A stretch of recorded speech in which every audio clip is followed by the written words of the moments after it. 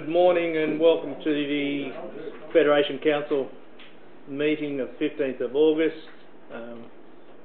Just like to remind people that the Federation Council wishes to advise the members of the public that the council meetings will be recorded and will be available on the council's website www.federationcouncil.nsw.gov.au.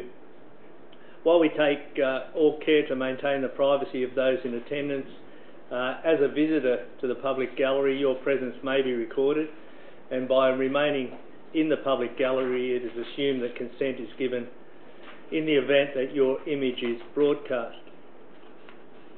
I would like to acknowledge the traditional custodians of the land on which we are meeting today, the Bangarang people, and acknowledge the Aboriginal and Torres Strait Islander people who now reside in this area. I extend that respect to elders past and present of the Bangarang nations. Item 2, notification of pecuniary conflicts of interest. There is no notification, no conflicts. Resolved. 3, we confirm the minutes of the last council meeting. Resolved. Administrative minutes. Well, as this will be the final meeting of which I will chair for the council, I'd just like to thank everyone for having me. Since the 12th of May, my job was to, well, I felt that I had 3 things to do. First was to ensure that there was a merger of the businesses of the former Urannah Shire Council and the former Corowa Shire Council. I believe that due to the good work of the staff that we have, the former staff at Urannah and the former staff here at Corowa, that business is now humming along very nicely, and we thank them for all their help. The other thing that I've promised is that the council would be in a better financial state when I left than it was on the 12th of May 2016. I believe that is the case, but it'll be up to the new council to decide that. And the third thing, and most importantly, I promised that I would do everything I could to ensure that we would never again have the debacle that was here before, where we had uncontested elections. I think it was a disgrace that we just handed down from father to son, and it's wonderful to see that we've got a whole lot of passionate people standing at these elections, and that our ratepayers and residents will have to go to the polls on the 9th of September. So congratulations to all of those people that have put their hand up. They've really, I believe, shown that they've got a passion for the area, and good luck to all of them on the 9th of September. I look forward to handing over the baton to 9 terrific councillors who will continue to work hard for you, the ratepayers and the citizens. Thank you. Item 5, General Manager's Report. Mr. Gillard. Mr. Administrator, just a very quick response on behalf of the staff. The role of an administrator in a restructured environment is a bit like an eagle sitting up on a nest with no friends. From the staff's perspective and from the many community members that I've heard from, they've been largely impressed with not only an understanding of the size of the job and the isolation that comes with that, but a real understanding of the complexities of previous elected representatives who, notwithstanding they've done a tremendous job, are feeling some sense of loss and so on. So from my perspective, I'd like to congratulate you on behalf of the staff and the community for what's been a remarkably good job. And on behalf of the staff, I'd like to say that we're excited about the return of elected councillors. They did a good job before, and they'll do a good job in the future, and that good job will be substantially based on a foundation that you've left during the restructure period. So congratulations, Mr. Administrator.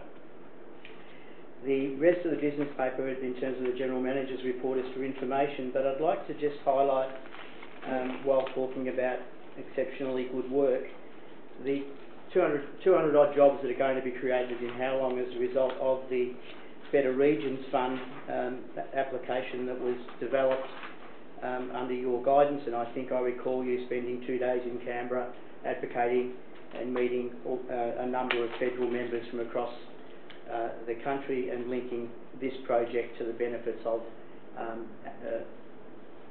supporting abattoirs in their respective electorates.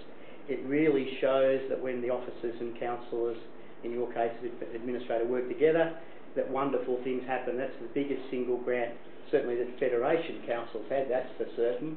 I think it will be for a long time. But it was certainly, in terms of Cora and Urana, as far as I can ascertain, the biggest grant the organisation has had. And we're in the second round of funding for an additional $3 million to do riverfront works around Corowa, foreshore works in Mulwala, and a bike path down between Corowa and Mulwala. So, exciting time for the council. We're in great financial shape. Staff are doing a really brilliant job, not without difficulties. And so most of that work is there just to highlight. A lot of grant money's been given out. We're in good shape and excited about the future.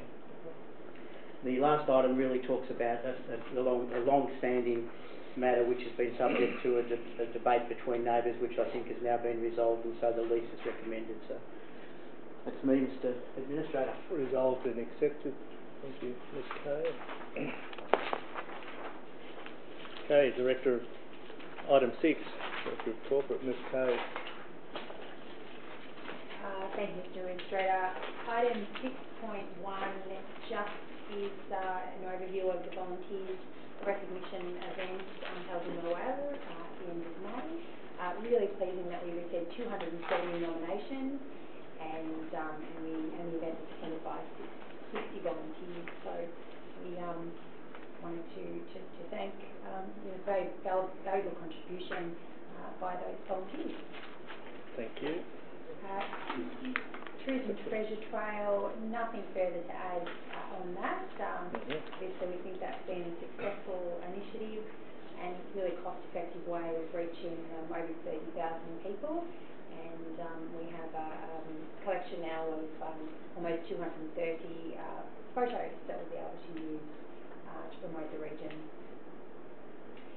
Item 6.3, proposed alcohol-free zones and prohibited area. So the recommendation there will allow us to commence consultation with key stakeholders, and then we'll come back to Council with a formal proposal which will then be placed on public exhibition.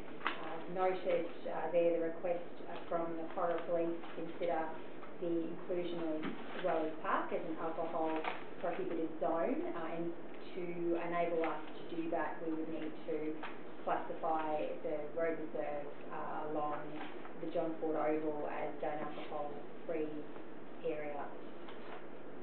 So, okay. That recommendation. Accept the recommendation. Thank you, Ms. Kay.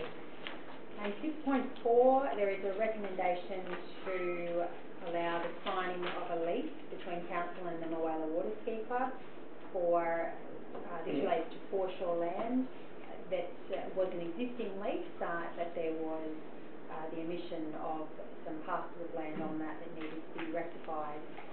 So that's been done, and there's been some changes, further negotiations on the lease fee and improvement to terms and conditions. So recommending Council adopt that as well. Resolved and adopted. Thank you. Mr. Parker, item 7. Thank you, Mr. Administrator. 2 reports for noting. The first one's the statement of bank balances and reconciliation as at the end of July, and the second report is a schedule of investments as at 31st of July for noting. Thank you. Resolved, accepted. Thank you. Mr. Gall, item 8. Thank you. Thank you, Mr. Administrator. First 3 items in there are for information around building and development and our current works program. They pretty much speak for themselves. The fourth report is about our asset management system, and as a new council, as part of our due diligence and setting up for the future, we're rolling out an asset management policy, which the report recommendation is to put it on public consultation for 28 days. No, that's pretty much the recommendation, and that's it for my report. Thank you. Just like to note that the approvals over the last 12 months have significantly increased, and we're expecting this year to even be better with the economic development work done by the staff, and congratulations to all the staff involved in the town planning area, and Mr. Gore. And the asset management policy, I think, is very important. I've read through it again last evening, and looking forward to that being implemented in the future by the new council. Thank you. No item resolved and accepted. Thank you. Yes. Item 9, there are no questions without notice. 10, reports from the committees. No, nothing received. Just the Borey Creek Community Committee. Accepted and resolved, and no confidential items. So that being it, we close the meeting at 10:13. Thank you for coming. Congratulations. Thank you. Meeting closed.